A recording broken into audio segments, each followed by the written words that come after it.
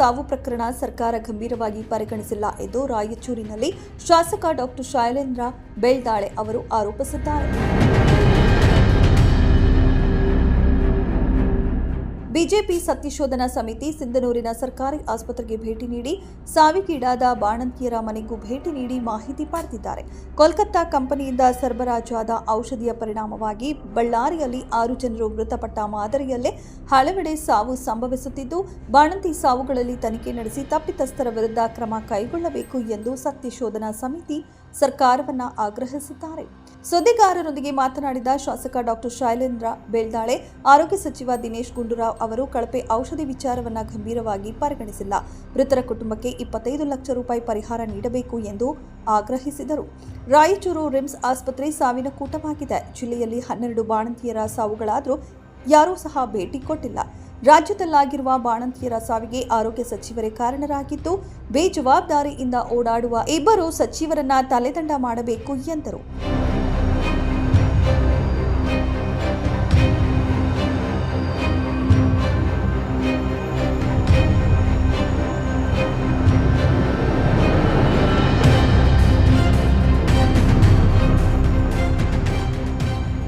ಸುದ್ದಿಯಾದಂಥ ಬಾಣಂತಿಯರ ಸಾವು ಪ್ರಕರಣ ಬಗ್ಗೆ ಮೊನ್ನೆ ನಡೆದ ಚಳಿಗಾಲ ಅಧಿವೇಶನದಲ್ಲಿ ಕೂಡ ಸುವರ್ಣಸೌಧದಲ್ಲಿ ಬಹಳಷ್ಟು ಸದ್ದು ಮಾಡಿದ್ರು. ಉದಾಹರಣೆಯಾಗಿ ಬಳ್ಳಾರಿ ಆದಂಥ 6 ಬಾಣಂತಿಯರ ಸಾವಿನ ಪ್ರಕರಣ, ರಾಯಚೂರು ಮತ್ತು ಸಿಂಧೂರು, ಕೊಪ್ಪಳ, ಬೀದರ್, ಗುಲ್ಬರ್ಗ, ಬೆಳಗಾಂ ಇವೆಲ್ಲ ಪ್ರಕರಣಗಳನ್ನು ಅರಿತುಕೊಂಡು ನಮ್ಮ ರಾಜ್ಯಾಧ್ಯಕ್ಷರಾದ ಬಿ ವಿಜೇಂದ್ರ ಅವರು ಸತ್ಯಶೋಧನಾ ಸಮಿತಿ ಬಾಣಂತಿಯರ ಸಾವಿನ ಬಗ್ಗೆ ಸತ್ಯಶೋಧನಾ ಸಮಿತಿಯನ್ನು ರಚನೆ ಮಾಡಿ ಎಲ್ಲಿ ಬಾಣಂತಿಯರ ಸಾವಿನ ಪ್ರಕರಣ ಆಗಿದೆ ಅಲ್ಲಿ ಖುದ್ದು ಭೇಟಿಯಾಗಿ ವರದಿಯನ್ನು ಕೊಡ್ಲಿಕ್ಕೆ ಹೇಳಿದರು. ಇವತ್ತು ನಾವು ಬೆಳಗ್ಗೆ ಕೊಪ್ಪಳದಲ್ಲಿ ಹೋಗಿದ್ದೀವಿ. ನಮ್ಮ ಸಮಿತಿ ಸದಸ್ಯರು, ಇನ್ನಿತರ ಇಲ್ಲಿನ ಕ್ಷೇತ್ರ ನಾಯಕರಾದ ಕರಿಯಪ್ಪರು, ವಿರೂಪಾಕ್ಷಪ್ಪರು, ಜಿಲ್ಲಾ ಪಂಚಾಯತ್ ಸದಸ್ಯರು ಎಲ್ಲರೂ ಒಳಗೊಂಡು ಇಲ್ಲಿ ತಾಲೂಕು ಆಸ್ಪತ್ರೆ ಭೇಟಿ ಕೊಟ್ಟು ಇದೆಲ್ಲ ನೋಡಿದ್ರೆ ಒಂದೇ ಪಾಸಿಟಿವ್ ಫ್ಯಾಕ್ಟರ್ ನಮಗನ್ನಿಸ್ತದ. ಡಾಕ್ಟರ್ ಕೂಡ ಹೇಳಿದ ಪ್ರಕಾರ ತಾವು ಕೂಡ ಅಲ್ಲಿದ್ರಿ. ಪ್ರಕಾಶ್ ಬಾಳ್ ಇಷ್ಟೊಂದು ಮರಣ ಮೃದಂಗ ಇಷ್ಟೊಂದು ತೀರ್ಕೊಂಡ್ರು ಕೂಡ ಅವ್ರ ಮನೆ ಸಾಂತ್ವನ ಹೇಳಿಕ್ ಬಂದಿಲ್ಲ. ಇನ್ಚಾರ್ಜ್ ಮಂತ್ರಿ ಏನು ಸುಮ್ಮನೆ ಗೋಟಿ ಹೇಳಿಕೆ ಮಾಡಿದಾರ ಸರ್ಕಾರ ಅವರಿಗೆ. ಇಲ್ಲಿ ರಿಮ್ಸ್ ಅಲ್ಲಿ ಒಳ್ಳೆ ಇಲ್ಲಿಂದ ರಿಮ್ಸ್ ಶಿಫ್ಟ್ ಆಗ್ತಾರೆ, ಅಲ್ಲಿ ಮರಣ ಆಗ್ತದೆ. ಇಲ್ಲಿ ಡಾಕ್ಟರ್ಸ್ ಟ್ರೀಟ್ಮೆಂಟ್ ಕೊಡ್ತಾರೆ, ಅಲ್ಲಿ ಶಿಫ್ಟ್ ಆದ ತಕ್ಷಣ ಅಲ್ಲಿ ಮರಣ ಆಗ್ತದೆ. ರಿಮ್ಸ್ ಅಲ್ಲಿ ಇವತ್ತು ಮತ್ತೊಂದು ನಿನ್ನೆ ಒಂದು ಟೋಟಲ್ 12 8 ಅಂತ ತೋರ್ಲಿ 4 ಸಿಂಧನೂರು 5 ರಿಮ್ಸ್ ಕೂಡ ನಾವು ಈಗ ಮುಂದಿನ ಒಂದು 2-3 ದಿನದ ಆದಮೇಲೆ ಅಲ್ಲಿನ ನಮ್ಮ ಜಿಲ್ಲಾಧ್ಯಕ್ಷರು ಡೆಲ್ಲಿಗೆ ಹೋಗದ ಕಾರಣ ಮುಂದಿನ ವಾರ ರಿಮ್ಸ್ ಕೂಡ ವಿಸಿಟ್ ಮಾಡ್ತೇವೆ.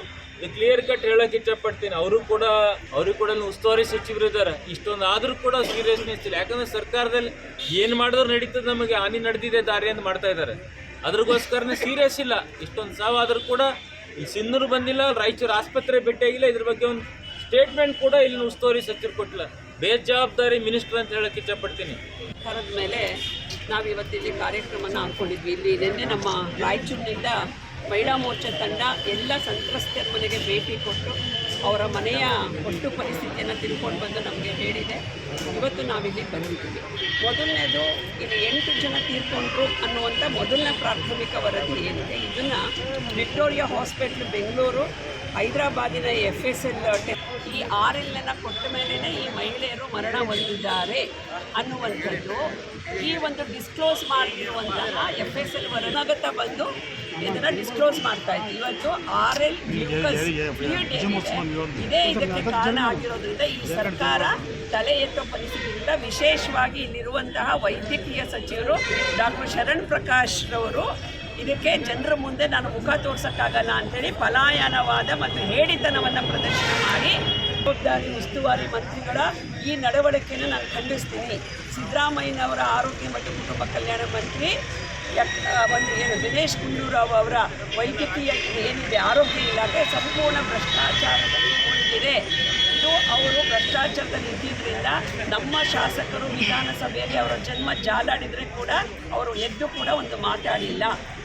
ಕೇಂದ್ರ ಸರ್ಕಾರ ಈ ಗರ್ಭಿಣಿ ಸ್ತ್ರೀಯರ ರಕ್ಷಣೆಗಾಗಿ ಕೊಟ್ಟಿರುವಂತಹ ಕೋಟ್ಯಾಂತರ ರೂಪಾಯಿ ಹಣ ಏನಿದೆ, ಕಾರ್ಯಕ್ರಮಗಳೇನಿದೆ, ಅದು ಆಹಾರ ಇರ್ಬೋದು, ಔಷಧಿಗಳಿರ್ಬೋದು, ಇದು ಗುಣಮಟ್ಟ ಇಲ್ಲದೆ ಇರುವಂಥದ್ದನ್ನು ತಲುಪಿಸ್ತಿರೋದ್ರಿಂದ ನಮ್ಮ ಏನು ಗರ್ಭಿಣಿ ಸ್ತ್ರೀಯರು ಒಂದು ಸಶಕ್ತರಾಗಿ ಕೇಂದ್ರ ಸರ್ಕಾರ ಗ್ಲೂಕೋಸ್ ಏನಿದೆ ಇದರಿಂದ ಮರಣ ಹೊಂದಿದ ಮಹಿಳೆಯರಿಗೆ ತತ್ಕ್ಷಣವೇ ರಾಜ್ಯ ಸರ್ಕಾರ ಮತ್ತು ಇಲ್ಲಿಯ ಉಸ್ತುವಾರಿ ಮಂತ್ರಿ ಪರಿಹಾರ ಘೋಷಣೆ ಈ ಒಟ್ಟು ಬಾಣಂತಿಯರ ಮಕ್ಕಳು, ಅನಾಥ ಮಕ್ಕಳು ಏನಾಗಿದ್ದಾರೆ ಅವರನ್ನ ದತ್ತು ತೆಗೆದು ವರದಿ ಸೈಯದ್ ಸಿಂಧನೂರು. ಶಿಕ್ಷಣ, ಸಾಮಾಜಿಕ, ಆರ್ಥಿಕವಾದ ಒಂದು ರಕ್ಷಣೆ ಕೊಡುವ ನಿಯಮವನ್ನು ರೂಪಿಸಿ ಸರ್ಕಾರ ದತ್ತು ತೆಗೆದುಕೋಬೇಕು ಅನ್ನುವಂಥ ಒತ್ತಾಯವನ್ನು ಮಾಡ್ತೇವೆ. ಇವತ್ತು ಆರೋಗ್ಯ ಇಲಾಖೆ ಎಲ್ಲದಕ್ಕೂ ಇವತ್ತು ದುಡ್ಡನ್ನು, ಫೀಸನ್ನು ತೆಗೆದುಕೊಳ್ತಾ ಇದೆ. ಇವರ ಭ್ರಷ್ಟಾಚಾರದಿಂದಾಗಿ ಕೇಂದ್ರ ಸರ್ಕಾರ ಕೊಟ್ಟಿರೋ ಹಣ ದುರುಪಯೋಗ ಮಾಡಿಕೊಂಡು ಜನರ ತಲೆ ಮೇಲೆ ಬರೇ ಎಳಿತಿದ್ದಾರೆ ಅಂತ ಹೇಳೋದ್ರ ಮೂಲಕ ಮೀಡಿಯಾ ನೆಟ್ವರ್ಕ್.